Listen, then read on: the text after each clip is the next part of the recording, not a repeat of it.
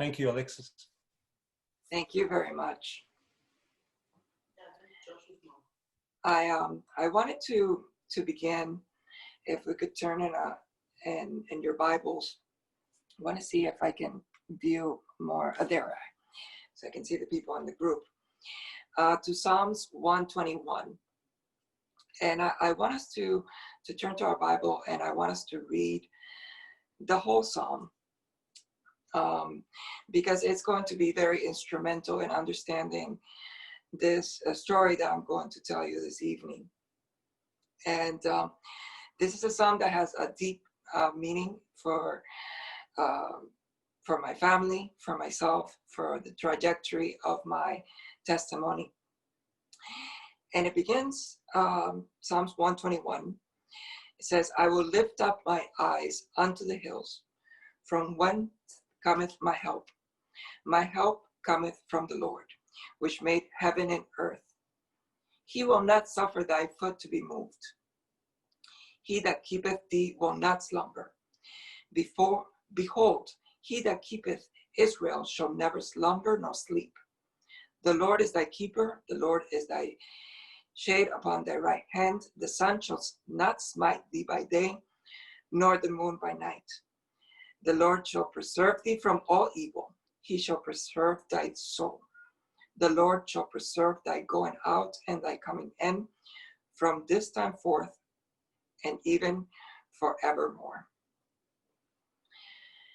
Now, in this first section of my testimony, this hour, that I want to share with you the beginnings as to what led to before to my own testimony, and why my conversion was really such a miraculous undertaking by God.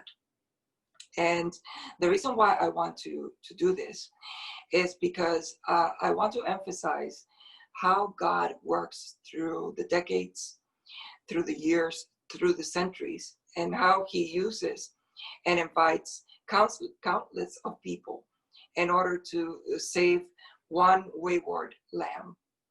And what that, the ripple effect that has, which is truly incredible, how God is constantly weaving this tapestry of salvation. My mother, my story really belongs with my mother's family. Cuba gained its independence from Spain after the Spanish-American War in 1902. Actually, in May 20th was the anniversary of Cuba's independence. So I'm going to talk a little bit about history so that you can understand this story as it stands. When Cuba gained its independence from Spain, it was a very Catholic country. And the workers for Adventism did some incredible sacrifices to begin founding the first churches in Cuba. In the 1930s, there was a young man whose name was Manuel Pupo. And he was a co-porter that decided to go door to door in the countryside of Cuba and the oriental region of the provinces of Cuba. And so he began to go door to door in the countryside to some of these farming families, and also large land estates that existed in Cuba at the time.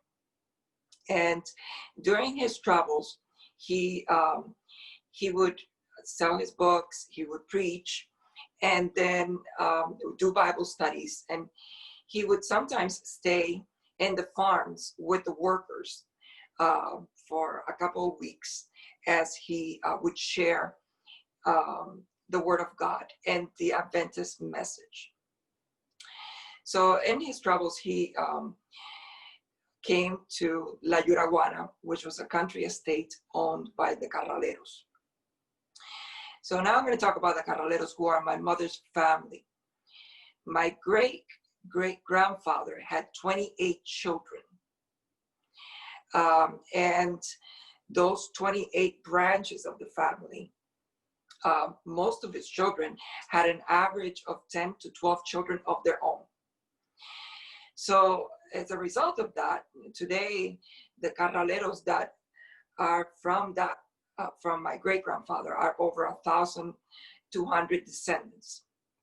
So Emmanuel Pupo, at the time he was the 28 children which he met, he went into one of the country estates owned by the Carraleros, and he began to preach to the workers in the farm. And my great-grandfather, who was Emiliano Carralero, he had several children, and his youngest, actually second to youngest son, began to attend these Bible studies. And of course, the Carraleros were Catholic and very much against any Protestant message. So he began to attend this Bible studies, and it began to touch his heart.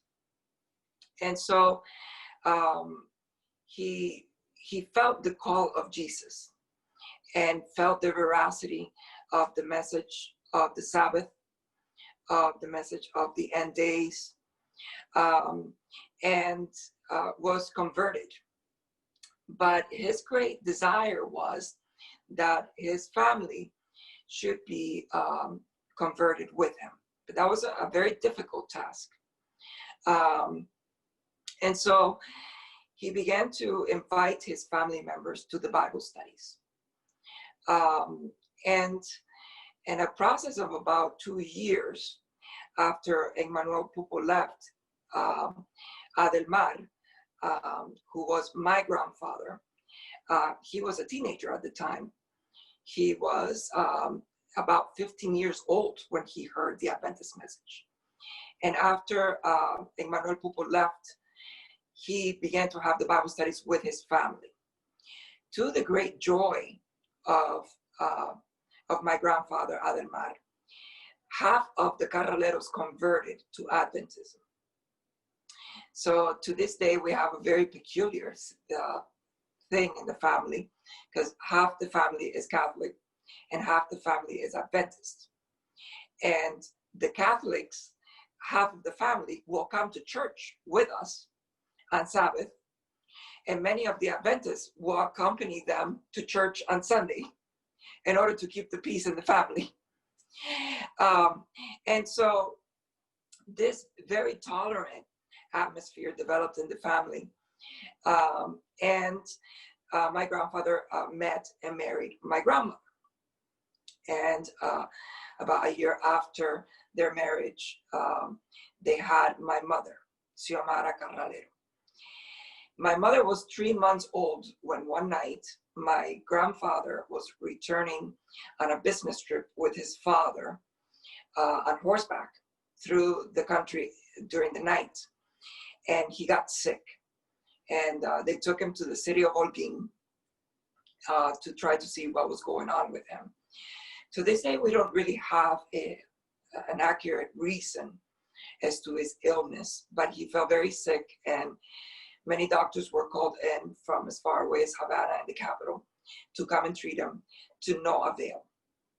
And when he was approaching death, he asked his family to gather around his deathbed in the city of Holguin. He was 18 years old, and my mother was 3 months old at the time.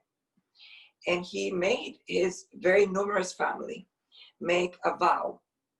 And the vow was that he wanted his daughter to be educated as an Adventist, because his greatest joy was going to be on Resurrection Day to see his daughter and his descendants. And so all his brothers and sisters vowed that they would raise my mother as a Seventh-day Adventist, and that they would send her to Adventist education, so that on Resurrection Day, Adelmar could see his family and be reunited again for all eternity with them. And so to fulfill that promise, a great deal of things happened in that family. My mother was left as an orphan. And my grandmother, she moved to Havana. She understood that it was the best thing to leave my mother in the care of her grandparents, my grandfather's parents. And so they undertook to educate my mother as a Seventh-day Adventist. And when my mother became a teenager, they sent her off to the College of the Antilles, which El Colegio de las Antillas in Spanish. This Adventist institution was very famous in Cuba because of how advanced the education was and of all the programs that they had there. It was the only educational institution in all of Latin America that you could start on first grade and go all the way through college and graduate from college. So you would have a complete education. And it was famous for a dairy that it had. They had brought Holstein cows from Germany. And the dairy there was the most modern and advanced in all of Cuba.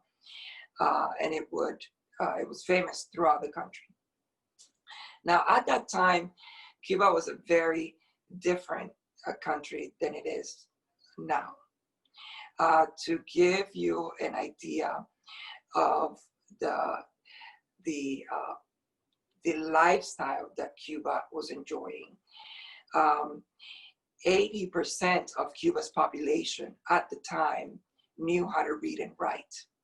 Only 20% of the population did not. Spain, in comparison, had 45% of its population that did not know how to read and write. In the city of Havana alone, there was more cars than the entire country of Brazil. Cuba was the first exporter of sugar in the world, and the first exporter of tobacco. And this tiny little island was the fourth exporter of rice in the world. So the Cuban economy had enjoyed this golden era. And the Cuban population felt very confident of their social accomplishments, etc. And at that time, there was a dictator that took the reins of power in Cuba, and his name was Fulgencio Batista. And he abolished the 1940 Constitution.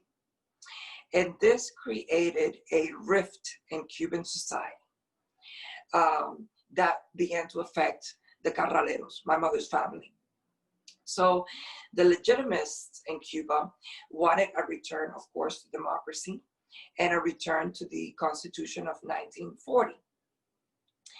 The 1940 Constitution in Cuba is one of the most advanced constitutions written in history to this day. It had provisions that were far advanced of its time. And so the Cubans wanted that back. Near the Carraleros' house, there was another farming family. And this family was very peculiar. It was the Castro family. At that time, the Castro family were really not very well known at all. But the gentlefolk of the countryside had very strict rules of conduct and protocols, etc. And the father of that household, of the Castros, he had divorced his wife to marry the maid of his wife. Now, divorce at the time in Cuba was almost unknown. And the mixing of the classes was also very seldom done. So this man married the maid of his ex-wife. And that lady was really completely out of the mold of all those grand ladies that in order to be accepted into the social circles, you had to follow a series of conducts. So his wife would ride around on horseback, no-size saddle, with a gun to her side, never with a lady in waiting, which was considered to those gentle ladies to be something of a barbaric thing to do. And out of that marriage, several children were born. Amongst them was Fidel Castro, Raúl Castro, and Ramon Castro. So my mother had an aunt, and her name was Zoila Carralero Cholin, who was friends with the Castros.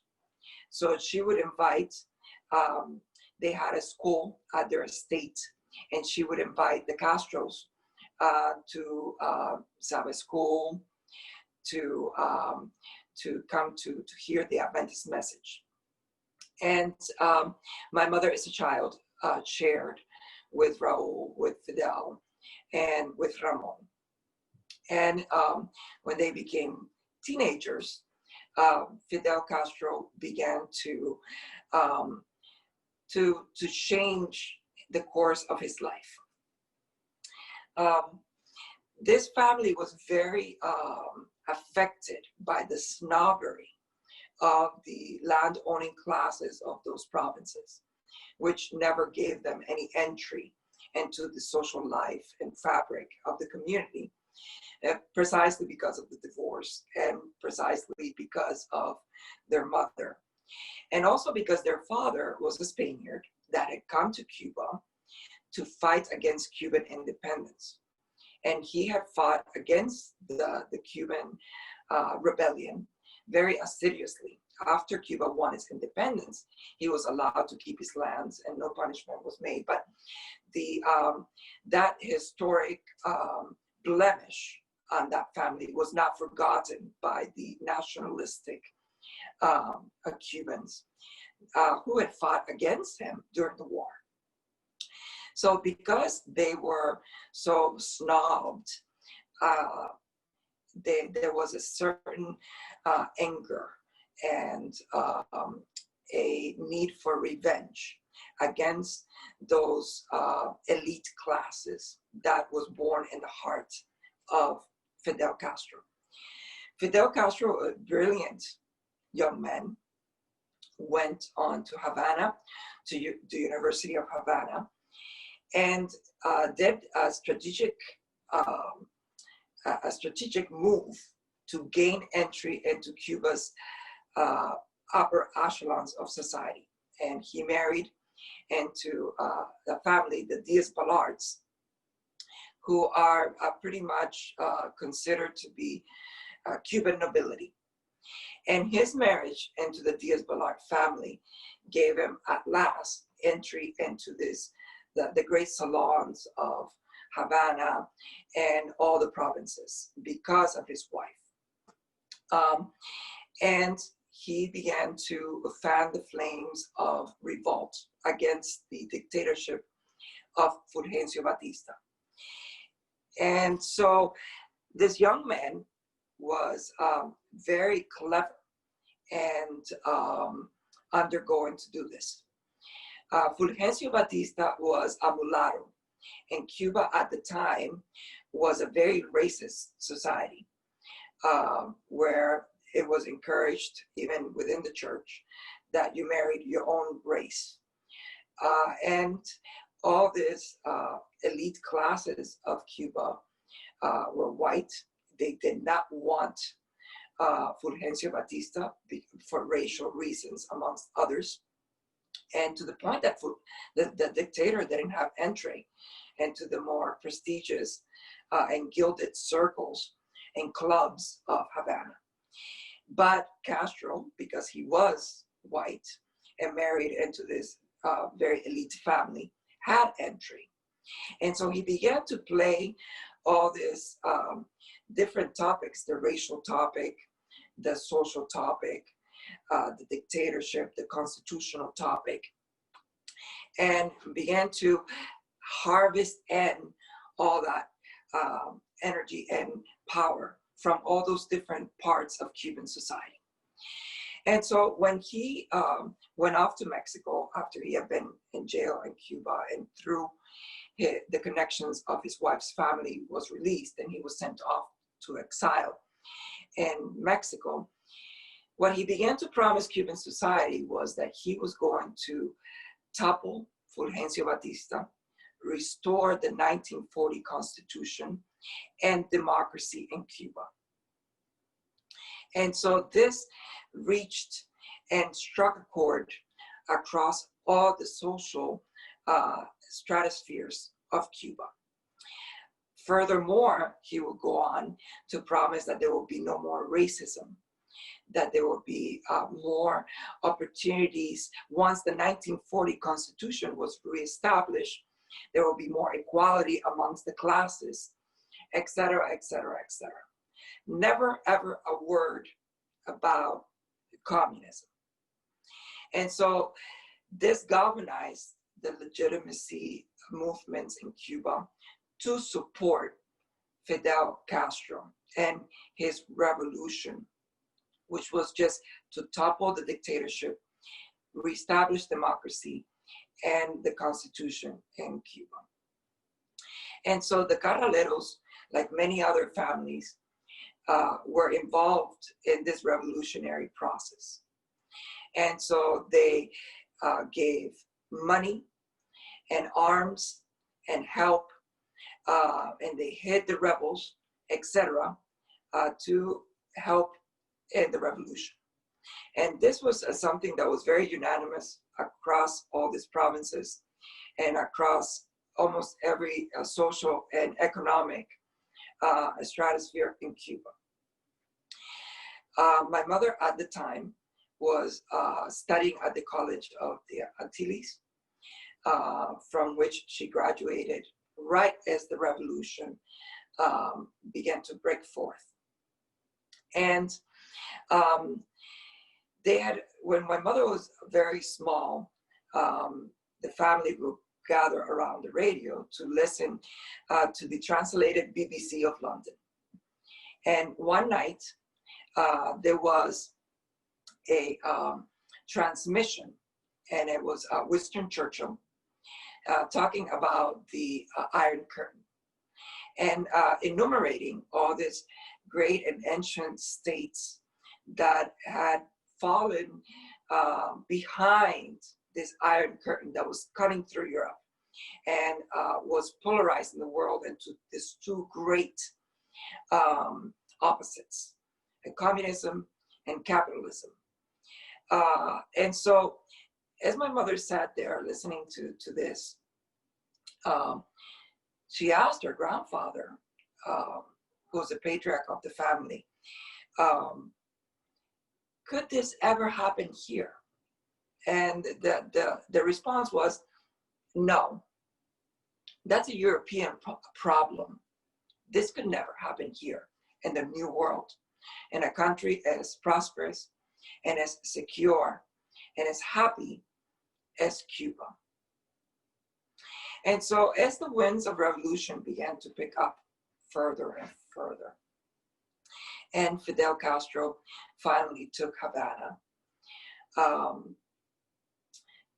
one morning, the Ramon Castro, who is one of the brothers of Fidel Castro, he came to see my mother's aunt, Zoila. And now the Carraleros by this time had been up in the mountains, many of them fighting with the rebels, many of the men in the family, aside of giving financial support and arms, etc. And so the Carraleros thought that because of this support and because of this help and because they had risked their life, that now that the revolution had been successful, that now they could enjoy the fruits of the reestablishment of the Constitution, of democracy, and they had sacrificed for this movement. And Ramon Castro said to my great aunt, Zoila, please, tonight, leave this house, go to the bank, empty your bank accounts, and in the first flight out of Cuba, leave tomorrow for Spain. Because the family was half Spanish, they had Spanish passports and European passports. And the response from my great aunt was, we don't need to flee anywhere. We have sacrificed for this movement. And this movement is grateful to us. And it has been successful and in a great extent because of us. And they would never do anything to harm us. So Ramon Castro said to her, Madam, if you don't do as I bid you, by tomorrow afternoon, all your bank accounts will be frozen. And by the day after, all your lands will be surrounded by soldiers and nationalized. And you will not be able to take from this house nothing. And that is the plan that my brother has. And to say something to a lady like that, who was mistress of her house, was used to being obeyed, and had led a life of not only of obedience, but of respect, was unfathomable for her to think that something like that could happen in Cuba, and to them specifically. So she didn't pay any attention to him, thinking that it was preposterous that something like that could ever happen. By the next day, all their bank accounts were confiscated and frozen, and all their lands had now belonged to the people. But the day after, her estate was surrounded by soldiers, and her house was inventoried, and she was not allowed to take from the house, not even her dog. And she had to walk from her house into town with the clothes that she was wearing. So this began to take a different shape. And by this time, my mother had married, and she was living in Guantanamo when the first news began to arrive of this change. My mother was living in Guantanamo, and she had a summer house in Baracoa. And in Baracoa, there was an old Russian countess. And she was a friend of my mother's, and she came to visit her. And she sat in her drawing room, and she said to my mother, Xiomara, the same evil that drove us from Russia, that took us to Hungary, that drove us from Hungary to Czechoslovakia, and from there to Austria, the same evil that I have traveled half the world to escape, is here amongst us. They're going to make out of your class enemy number one. You will be persecuted, exterminated, abused, killed. You and your church and your beliefs are now going to be the enemy of the people. Leave the country, and leave it now. But then, of course, this was unfathomable. Who could believe that such a thing could happen in Cuba? I mean, in Russia, it happened because of the Tsars. And then Europe, because of the World War and all this other social unrest that only the Europeans experience. Never could this happen in prosperous, happy Cuba. And yet, a week after that, there were protests all throughout the streets. And what were the people screaming? Death to the bourgeoisie. Death to the aristocrats. The very same people that have financed and supported revolution. And so began the turnaround of this democratic revolution. No more was the Constitution of 1940 spoken about. No more was democracy mentioned. And so in a period of a couple of years, new banners began to be put across all the streets. Religion is the opium of the nations. Fidel went to the College of the Antilles and promised the college that they would never be closed, that they were an example to the world. And a couple of years later, they sent trucks to the College of the Antilles and took all the male students to the concentration camps of the UMAP. And so the Adventist Church, among all the different other churches, began to be persecuted in Cuba. Pastors were sent to the UMAP concentration camps. Churches were closed. And the revolution began to persecute the writings of Ellen G. White and the Bible. The Bible was banned, and every library in Cuba was inventoried. And all the Desire of Ages, the great controversies, patriarchs and prophets were sacrificed to the fires. And so my mother began to observe this.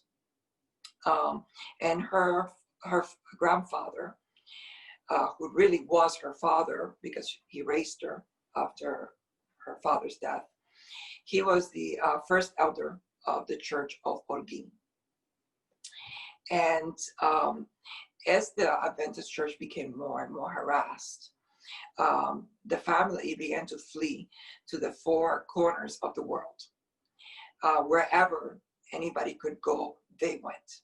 By now, all the lands and properties have been confiscated, all their bank accounts and their goods. And they had this blemish on their record that they have been bourgeoisies.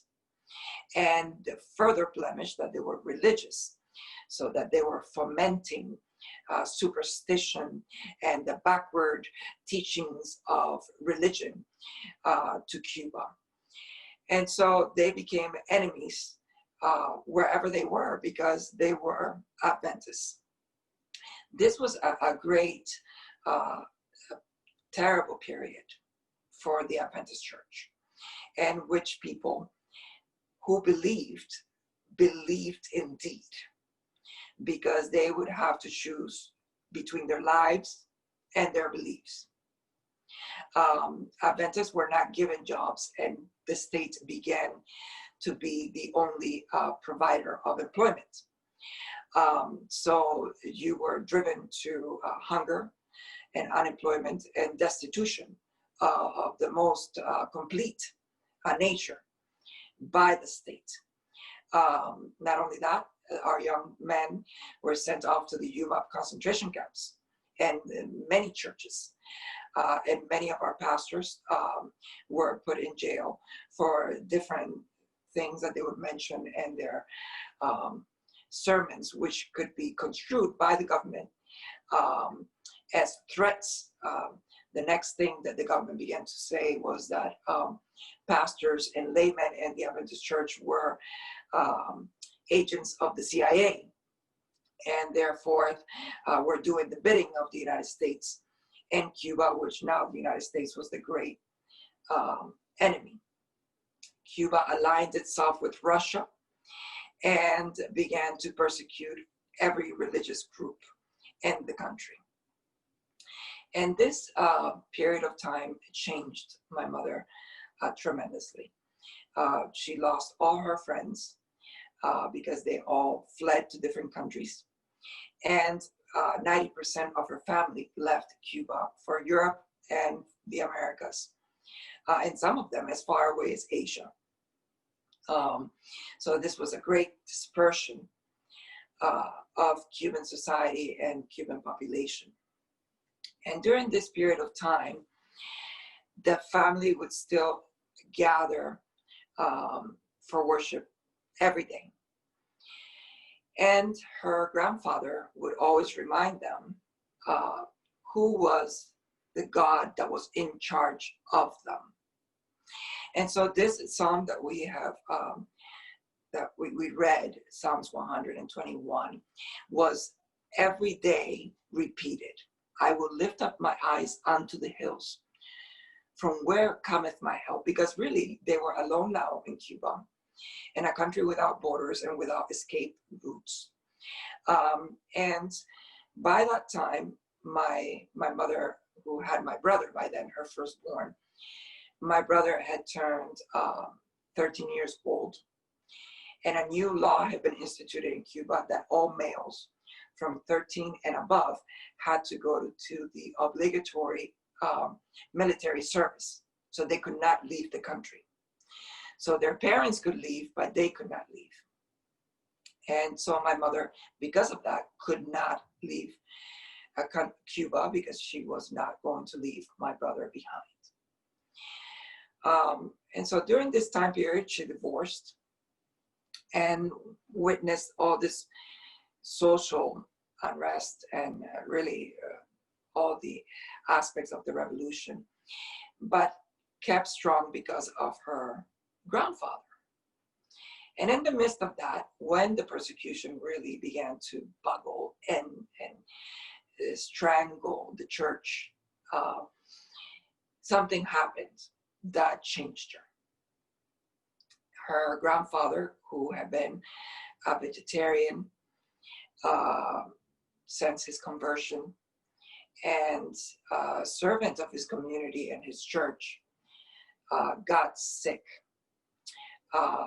And his liver began to fail. And they could not find a cure. And so she desperately took him to Havana to see the best specialists and best physicians, and they couldn't do anything for him.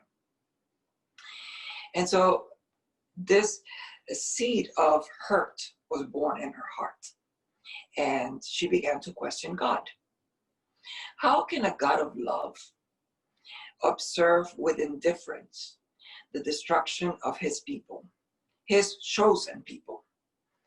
How can a God of love see the burning of his churches, the burning of the Bibles, the enjailment, execution, persecution of pastors, laymen, young men, innocent people that were being hunted down like wild animals?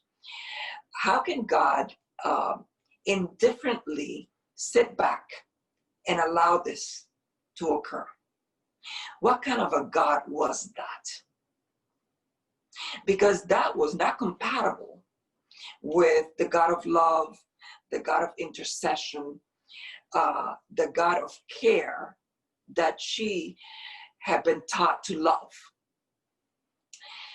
And so when her grandfather lay dying in her arms, she began to harden her heart. And she said, you know something? Maybe there's something about these communists. Maybe there is no God after all, because nothing has happened here. The pastors are still going to the concentration camps. The churches are still being closed. The people are being persecuted. The Bibles are being burned. The works of Ellen G. White have disappeared. And God is not interceding on our behalf. And as he was dying, he reminded her, Xiomara, never forget who is the God of your fathers. Xiomara, never forget when you lift up your eyes onto the hills, where will your help come from, Xiomara? And he died. And when he died, she turned her heart as hard and as cold as stone. And she vowed that never again would she enter an Adventist church in her life. That simply this God, who had allowed her grandfather, who was the strength and the pillar that sustained that family, to die, and who was allowing this society to perish, she didn't want to serve that God. And she turned her heart cold as stone and left the church. Not only did she leave the church, she distanced herself from the remaining members of her family, and she traveled to Havana to study at the University of Havana, to begin a new life, to break every single connection with the past that she had enjoyed. and form a new person, a person that could survive in this brutal world of the revolution. And in order to do that, she had to forge a new identity, a new personality, a new self. And this is what happens to my mother, Xiomara. After all of that transcoursed, my mother was divorced for 15 years. And then one evening, she met an officer who came from a completely different background than hers. But my mother was fond of attending the opera and the ballet in Cuba. And she would sit in a box. And across from the other side of the theater, there was a group of officers who occupied another box. And she was a very beautiful woman and attracted a great deal of attention because of her beauty. And so one of the officers in that box, he made a bet with his fellow comrades that he would get that beautiful lady to date him. And it took him 2 full seasons of the ballet to finally wear her down and convince her to go on a date with him. They began to date, but my mother would never share about her family, about her background, about who she had been, about her life before the revolution. And they decided that they wanted to get married. By that time, my father was a colonel in the Cuban intelligence, and he was serving in the diplomatic service as ambassador of Cuba to Romania, to Bulgaria, and Czechoslovakia. And to that governmental elite, a series of special laws applied. So if you wanted to marry a member of that elite group of the government, the intelligence service would have to do a background test about you, because they needed to know if you were trustworthy. The tactics of the communist government in Cuba was to use members of the diplomatic service not only to act as spies, but as envoys of the interests of the Communist Party, specifically of the expansion ambitions that the Russians, the Soviets, and the communists had in Latin America. So to do this, they had used my father to train the guerrillas in countries like El Salvador, Nicaragua, Colombia, Peru, and to train the young people of those universities and prepare them for revolution. This was a tactic that has been very widely used in Cuba by inviting members of the underprivileged classes of those countries to train freely, to come to Cuba to attend university, and once there to be trained by the military, so that when they return to the countries, they can be useful to the interests of the Communist Party should an opportunity arise to topple the different governments and regimes in those countries. This led very directly to the civil wars that so brutally bloodied countries like Nicaragua and El Salvador, amongst others. And the Soviets and Cuba also exported this to different African nations. So my father traveled to Ethiopia, where he met Haile Selassie right before he was murdered by the communists in Ethiopia, and the country's government was toppled, and a new communist era was ushered there in Ethiopia which led to a long-standing dictatorship from which they have now emerged very recently. And he went to places like Papua New Guinea and Angola, very specifically. So when the investigation arrived about who my mother was, my father didn't really know who she was because she had never shared.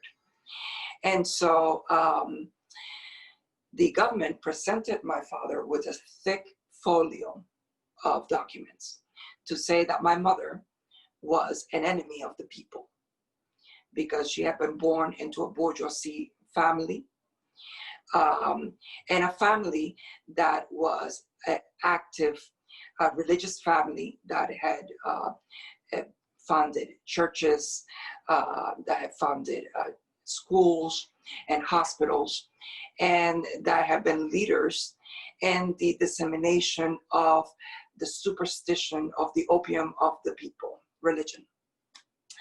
And even though that she was now a member of the revolution, she still had within her the evil seed of religion, and that it would be only a matter of time before she would betray the revolution.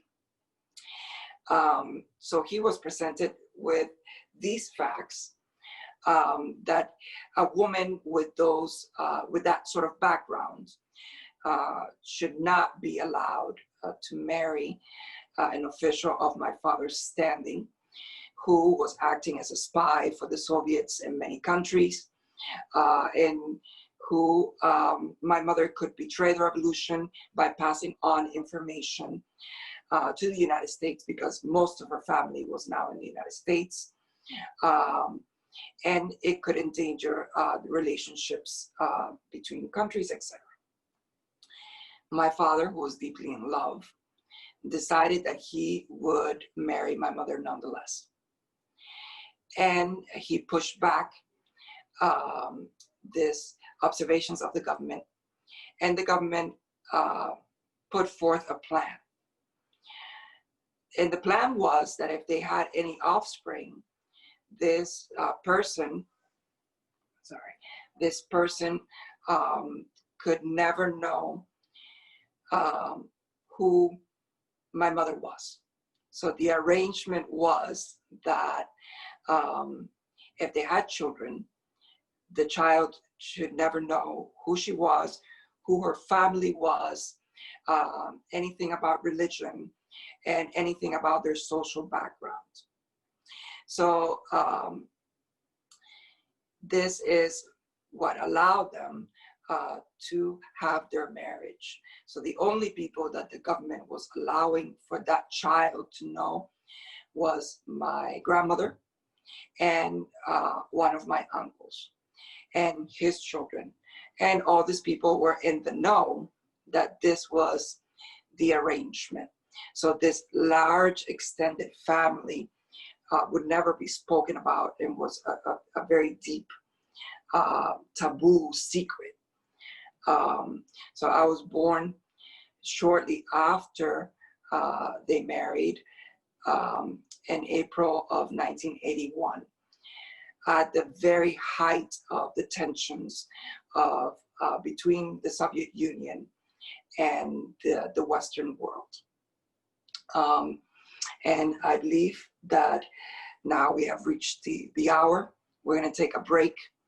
And now that I've given you all this background, I have done this because I want you to understand the miraculous intercession that begins to take place after I am born, and how God begins to cut through all that bureaucracy, all that fear, all that threat, and all the unbelief into which I was born, a communist and atheist world that denied God, that denied the existence of God, and that every day glorified the accomplishments of men, and at the detriment of spirituality.